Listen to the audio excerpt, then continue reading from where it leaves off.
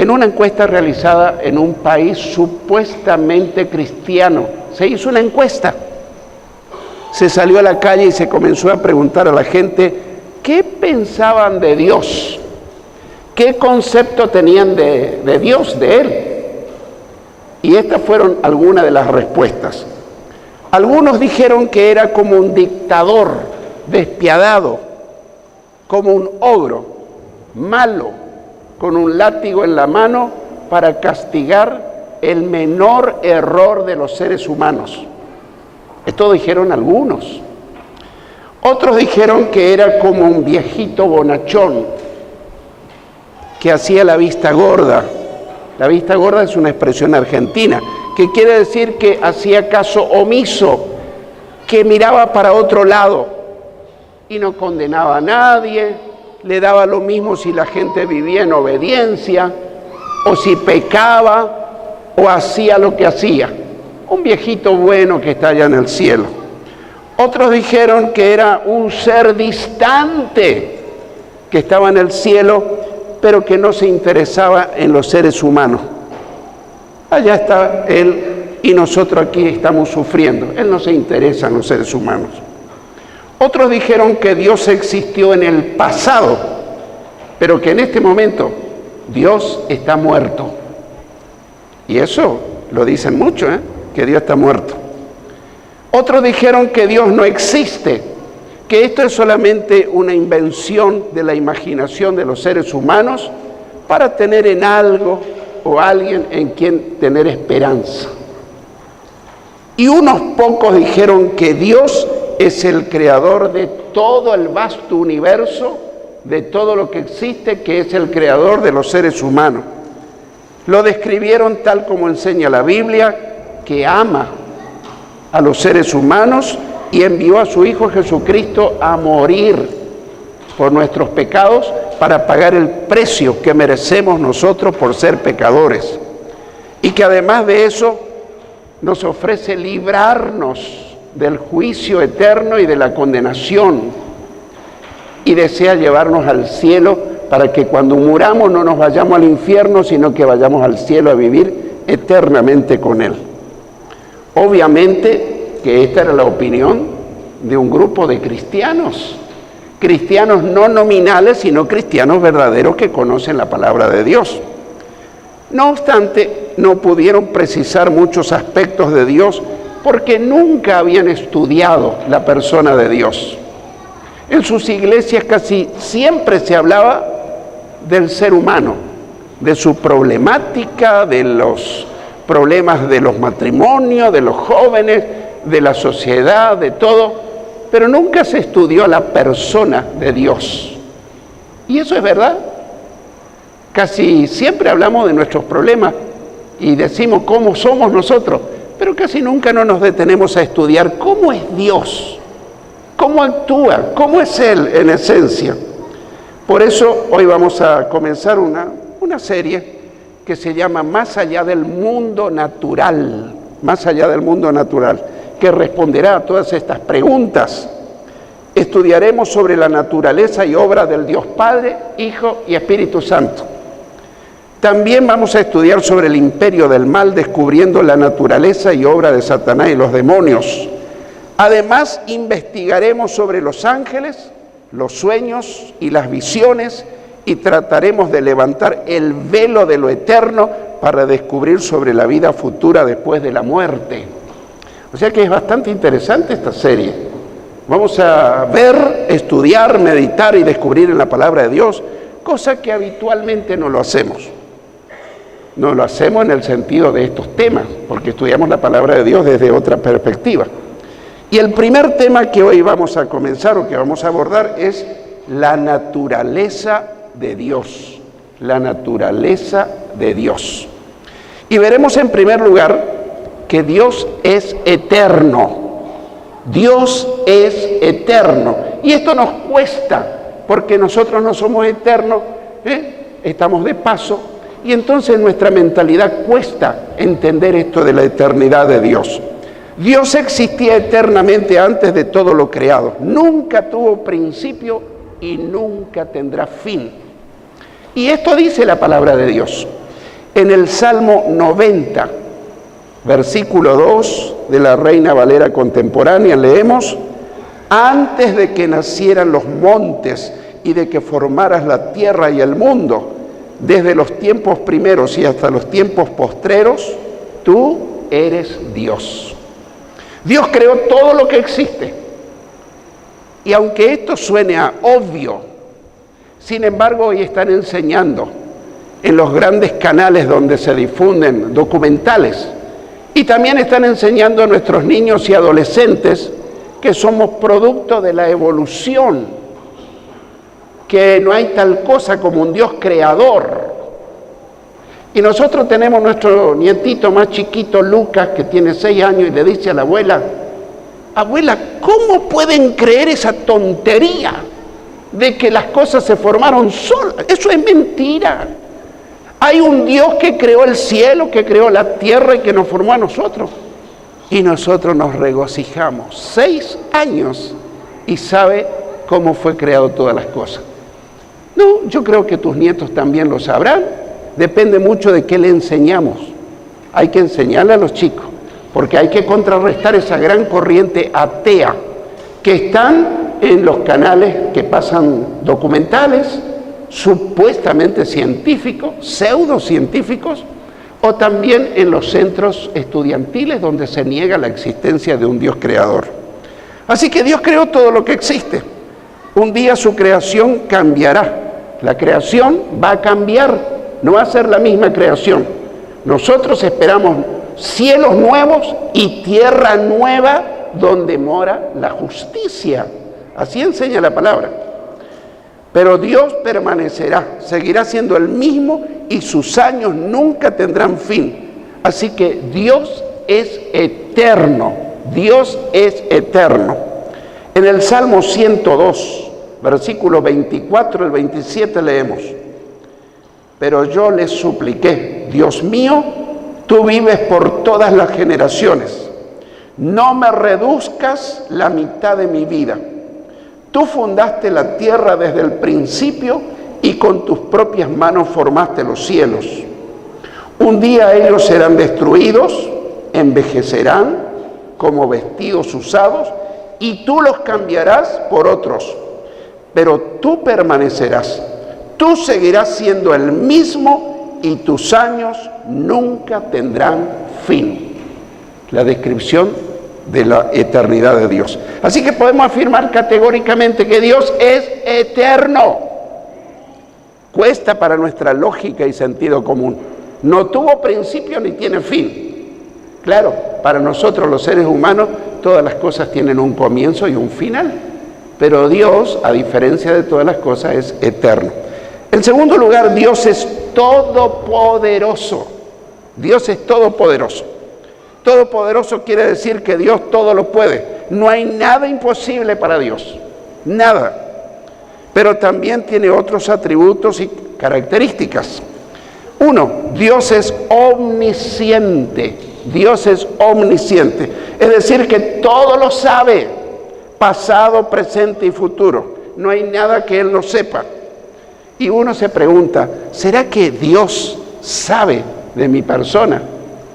Dios sabe en detalle lo que pensás, lo que decís, a dónde vas, las intenciones más íntimas de tu corazón, que a lo mejor ni tu cónyuge sabe, ni vos mismo sabés. Pero sin embargo Dios sabe en detalle las más mínimas intenciones, nuestros pensamientos, y antes que digamos la palabra, Él ya sabe lo que estamos por decir. ¿Dice esto la palabra inspirada de Dios? Sí lo dice. En el Salmo 139, versículos 1 al 6 leemos: Señor, tú me has examinado y me conoces. Tú sabes cuando me siento o me levanto. Desde lejos sabes todo lo que pienso. Me vigilas cuando camino y cuando descanso. Estás enterado de todo lo que hago. Todavía no tengo las palabras en la lengua y tú, Señor, ya sabes lo que estoy por decir. Tu presencia me envuelve por completo. La palma de tu mano reposa sobre mí. Saber esto rebasa mi entendimiento. Es tan sublime que no alcanzo a comprenderlo. ¡Qué tremenda inspiración la descripción de Dios! Así que alguno de nosotros a lo mejor ingenuamente dice, bueno, esto no se va a enterar nadie. Los ojos de Dios te miran de día y de noche. Los oídos de Dios te escuchan. Y antes que tome una decisión ya sabe qué estás por decidir, para bien o para mal. Y quiere guiarte para conducirte por buen camino. 2, Dios es omnipresente, omnipresente. Es decir, que está en todas partes al mismo tiempo. No hay lugar donde Dios no deje de estar. Algunos estarán pensando, ¿pero no es el cielo el trono de Dios? Sí, el cielo, en el cielo está el trono de Dios. Pero esta es otra cosa que no lo podemos entender racionalmente. Sin embargo, Él está en todas partes. Él está en este momento con nosotros. Alguien dirá, pero yo no lo veo. Y yo te pregunto, fíjate el aire a ver si lo podés ver. ¿Vos podés ver la voz que yo estoy hablando? Cerrá tus ojitos y trata de ver, o abrí tus ojos. Vos escuchás una voz, pero no la ves a la voz, simplemente la escuchás. Dios está en todas partes. Así que Él va donde yo voy, Él está donde yo estoy. En el Salmo 139, versículos 7 al 12 leemos: ¿dónde puedo esconderme de tu espíritu? ¿Cómo podría huir de tu presencia? Si subiera yo a los cielos, allí estás tú. Si me tendiera en el sepulcro, también estás allí. Si levantara el vuelo hacia el sol naciente, o si habitara en los confines del mar, aún allí tu mano me sostendría, tu mano derecha no me soltaría.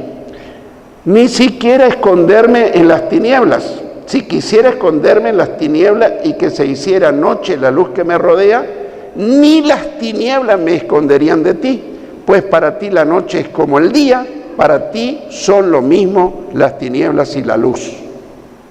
3, Dios es omnipotente, es decir, que todo lo puede. No hay nada que Dios no pueda hacer. Su poder no tiene límites, es infinito. La inspirada palabra de Dios dice en Jeremías 32, versículos 17, 19 y 27, dice así. Dice Jeremías: Señor, Señor, tú con tu gran poder y con tu brazo extendido hiciste el cielo y la tierra. No hay para ti nada que sea difícil. Tus planes son impresionantes, tus hechos son portentosos. Siempre estás atento a los actos del género humano y a cada uno de nosotros nos das lo que merecemos, según lo que cada uno haya hecho. 27. Jeremías: yo soy el Señor, el Dios de toda la humanidad.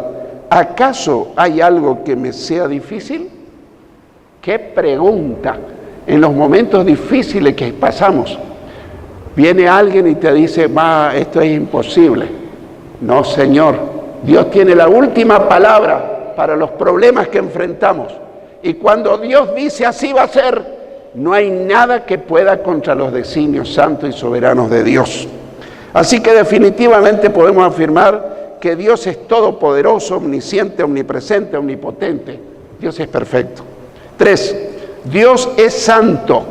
Dios es santo. Santo significa que en Él no hay la más mínima maldad de pecado.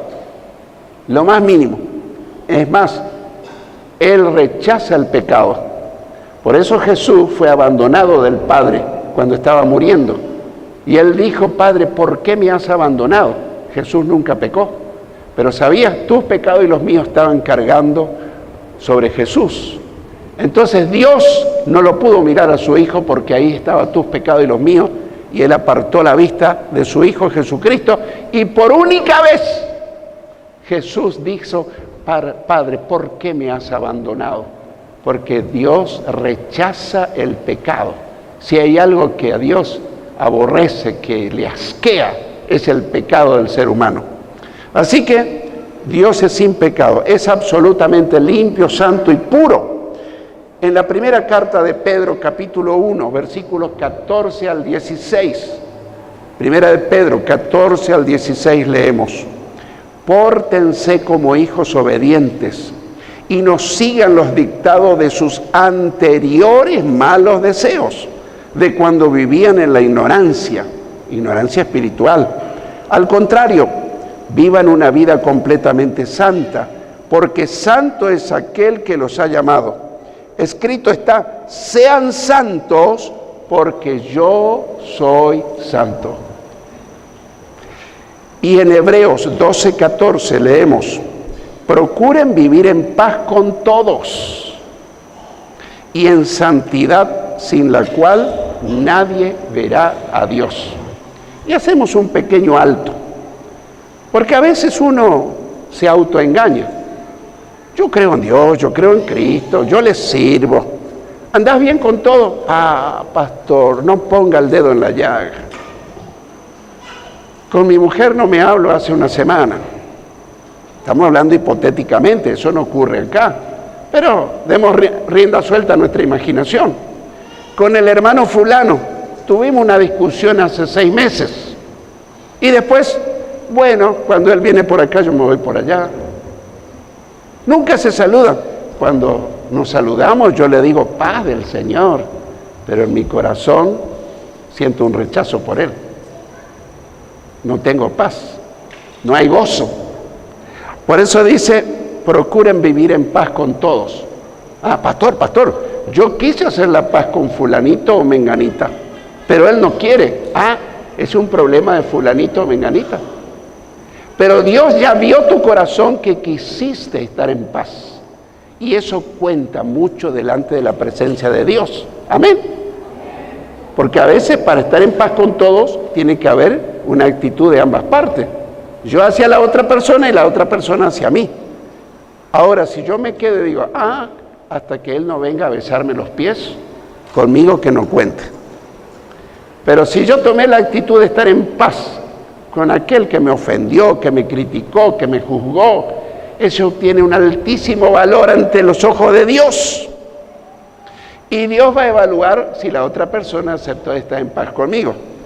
Y la segunda parte del versículo dice que procuremos vivir en santidad, sin la cual nadie verá a Dios.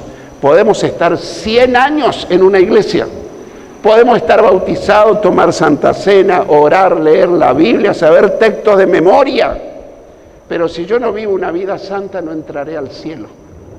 Yo leo eso en mi Biblia, sin santidad nadie verá a Dios. Y Jesús dijo en las bienaventuranzas, bienaventurados los del limpio corazón, porque ellos verán a Dios.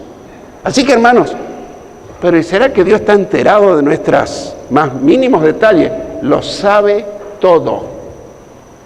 Lo sabe todo. Pero hay algo importante. A pesar de saberlo, Él dice, hijo, yo estoy dispuesto a perdonarte si vos aprendes a perdonar. Yo estoy dispuesto a limpiar tu vida, tu corazón, tu conciencia, con el solo hecho de que lo reconozcas, me pidas perdón y abandones tu estilo de vida. Qué hermoso es saber que ese soberano Dios también es un Dios de misericordia, capaz de perdonarnos y luego nunca levantar un dedo acusador, sino que dice la Biblia que figuradamente tira nuestros pecados al fondo del mar, como haciendo un olvido total. Qué hermoso es acercarse a Dios sabiendo que Él no te va a acusar. Después que Dios te perdona algo, nunca más te lo recuerda. Hay alguien que te lo va a recordar, que es el diablo. Y a veces son las personas, y a veces somos nosotros mismos, que nos recordamos y nos torturamos, pero lo que hice. Querido hermano, querida hermana, si le pediste perdón a Dios de verdad, Dios te perdonó y Dios se olvidó de lo que hiciste. Y vos, ¿no será que esta noche tenés que olvidarte? Si ya lo confesaste, ya está borrado, ya está limpio, sos nueva criatura. ¿No te entusiasma esto, hermano? ¡Gloria a Dios! ¡Qué hermoso es seguir a Cristo! Porque la sangre de Cristo nos limpia de todo pecado. En cuarto lugar, Dios es amor. Dios es amor. Primera de Juan, capítulo 4, versículos 7, 10 y 16.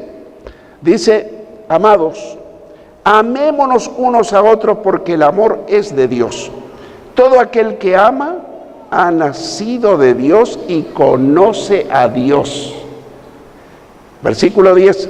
En esto consiste el amor, no en que nosotros hayamos amado a Dios, sino en que Él nos amó a nosotros y envió a su Hijo en propiciación por nuestros pecados. Versículo 16. Y nosotros hemos conocido y creído el amor que Dios tiene para con nosotros.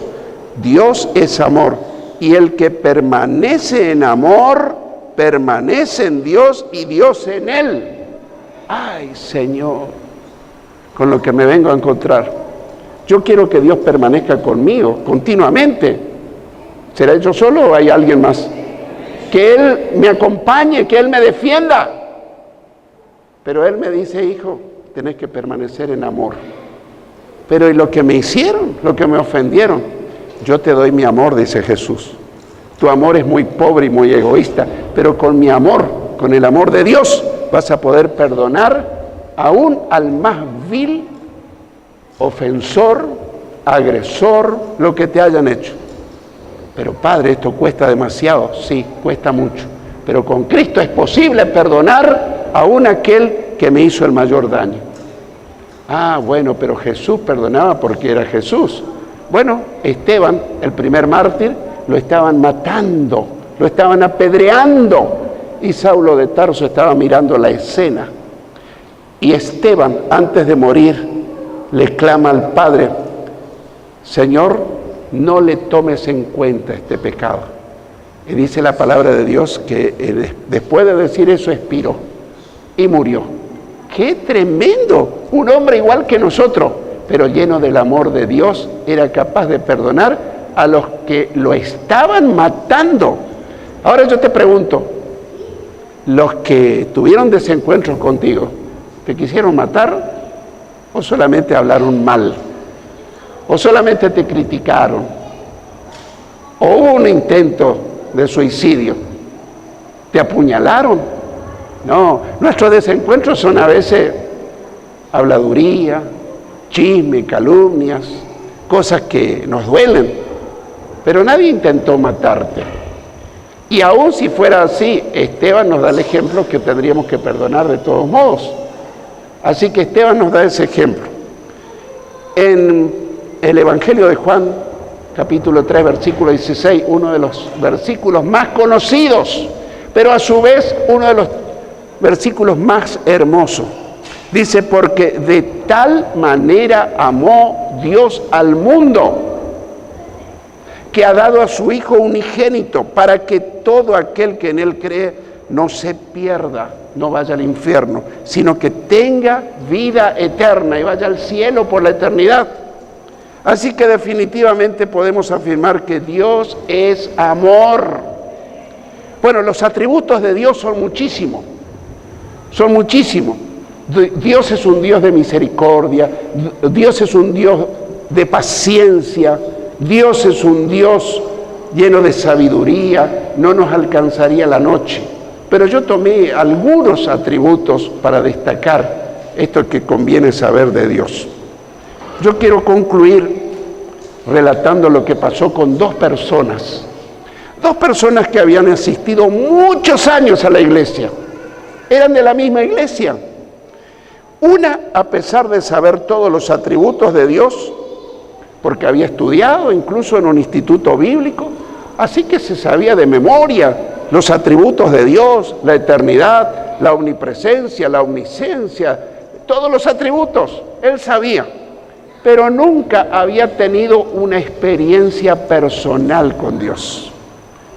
Él era un creyente intelectual, académico, tenía conocimientos teológicos, bíblicos, pero nunca había tenido un encuentro personal con Dios. En cambio, había otra persona de la misma congregación que no era tan estudiosa. Era una persona semianalfabeta, que no sabía casi leer, pero tenía un encuentro íntimo y personal con Dios todos los días. Cuando se arrodillaba en su cuarto de oración, la presencia de Dios la envolvía. Ella le entregaba su adoración, le pedía perdón. Y entonces ahí vemos nosotros que cuál tiene más peso, cuál vale más, conocer a Dios intelectualmente o empíricamente. Empíricamente quiere decir experimentalmente. Yo puedo saber de memoria un libro, pero no saber nada en la práctica. Ahora, obviamente que la que tenía ventaja era la persona que tenía un encuentro personal con Dios. Yo no estoy quitando mérito a conocer de Dios. Nosotros tenemos que conocer, estudiar, pero más valor tiene tener una experiencia, porque aquel que tuvo una experiencia transformadora, su vida cambia radicalmente. Hay grandes ateos que son teólogos. Parece una paradoja. Ateo y teólogo. Bueno, estudian la Biblia, saben de memoria, para juzgar, para criticar, para desacreditar lo que dice la palabra de Dios. Sin embargo, hay otras personas simples, sencillas, sin muchos estudios, que todos los días tienen un encuentro con Dios. ¿Y qué pasa con ese encuentro? Les renueva, le trae esperanza, le trae fe, le trae fuerza. Y Jesús habló precisamente de estos casos que yo estuve mencionando. En Mateo 11, 25 al 27 dice: en ese momento Jesús dijo: te alabo, Padre, Señor del cielo y de la tierra, porque estas cosas las escondiste de los sabios y de los entendidos. Es decir, los que se creen sabios, los que se creen entendidos, los que creen que saben mucho, y las revelaste a los niños. Quiere decir, los que son como niños, con un corazón puro, con un corazón recto, con algo que no cuestionan, que dice: Señor, si tú lo dices así, así será. Así que los revelaste a los que son como niños. Verso 26, sí, Padre, porque así te agradó. El Padre me ha entregado todas las cosas, dice Jesús, y nadie conoce al Hijo, a Jesús, sino al Padre. Y escuchá la última frase: ni nadie conoce al Padre sino el Hijo, y aquel a quien el Hijo lo quiera revelar. A Dios no se lo conoce por estudiar, se lo conoce por una revelación espiritual. Yo puedo saberme de memoria toda la Biblia y no conocer a Dios. Yo puedo asistir a un instituto bíblico y no conocer a Dios, porque a Dios no se lo conoce por estudio, se lo conoce por revelación.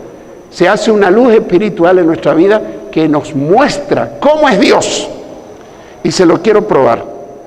Para que Jesús nos pueda revelar, debemos permitir que Jesús viva en nuestro corazón. Ya sé, alguien estará diciendo: pastor, yo ya recibí a Cristo. Bueno, no sé si todavía sigue vigente la presencia de Jesús en cada una de nuestras vidas. En Juan 14, 7 al 9, dice Jesús: si me conocieran, también conocerían a mi Padre, y desde ahora lo conocen y lo han visto. Felipe le dijo: Señor, muéstranos al Padre y con esto nos basta. Jesús le dijo: hace ya tanto tiempo que estoy con ustedes y tú, Felipe, no me has conocido. El que me ha visto a mí ha visto al Padre. ¿Cómo dices entonces, muéstranos al Padre? Y este es un tema enigmático, difícil. Es que el Padre vivía en Jesús y Jesús vivía en el Padre. Y si Jesús vive en mi corazón, yo lo conozco a Dios, aunque no haya ido a un instituto bíblico, aunque no sepa tanto de la Biblia, tengo un conocimiento espiritual de la persona de Dios. Bueno, quizás esta noche dijiste: bueno, ¿cómo me gustaría conocer más de Dios? ¿Cómo quisiera entenderle a ese Dios soberano? Esta es tu noche, esta es tu oportunidad. Quizás estás siguiendo fielmente al Señor, o quizás te apartaste, o quizás estás un poco lejos de Dios, te dejaste estar. Esta noche Dios viene a nosotros en la persona de Jesús, y dice Jesús: al que a mí viene, no lo echo fuera, no lo rechazo.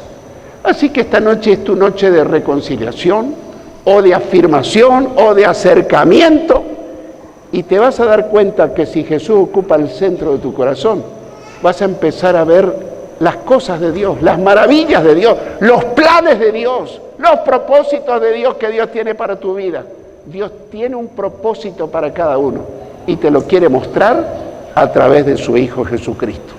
Yo quiero conocer más de Dios y yo te animo a acercarte a Dios al finalizar este mensaje y decirle: yo te quiero conocer más, yo me quiero reconciliar, yo quiero acercarme, yo quiero tomarme de ti y caminemos juntos, y será la mayor victoria para tu vida y para mi vida.